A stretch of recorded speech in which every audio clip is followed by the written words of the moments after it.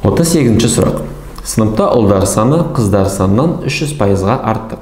Сыныпта ұлдар саны қыздар санынан 300%-ға артық.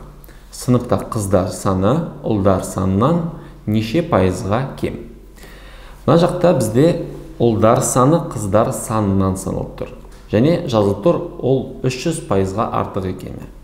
Сонда қыздар санынан саналатын болса, осы жердегі қыздар санын біз 100% деп аламыз. Сонда егер қыздар бізде 100% болса, ұлдар 300%-ға артық болады. Сонда ұлдар саны болады 100 қосылған тағы 300. Барлығы ол 400%.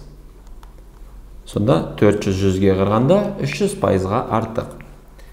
Енді, егер қыздар бізде 100% болса, ұлдар 400, мына жерден көріп тұрмыз, ұлдар қыздарға қарағанда 4 есе көп.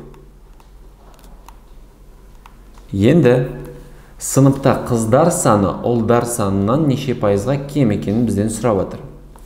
Егер ұлдар санынан саналатын болса, енді ұлдарды 100% деп алу керекпіз. Енді ұлдар бізде 100% болса, қыздарды біз білмейміз, бірақ біз білеміз, ол 4 есе кем екенін, өйткені 100-400-ден 4 есе кем болды. Мына жерде ұлдар санын 100% деп алсақ, қыздар саны бізде 4 есе кем болады. Дәл солай 100-ді егер бөлсек біз 4-ке, жауабында шығады 25%. Сонда қыздар ұлдардың 25%-ын құрайды.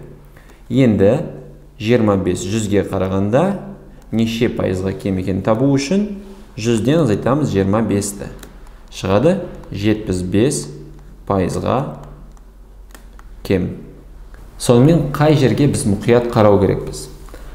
Сыныпта ұлдар саны қыздар санынан саналды. Сонда қыздар саны айттық 100% деп алынады бастапқыда мына жерде.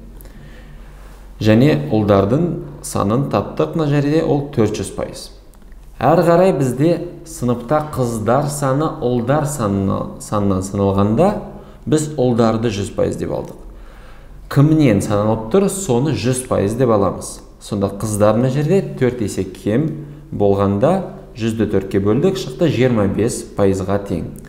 100-ден 25-ті азайтқанда 75%-ға кем екенін біз таптық.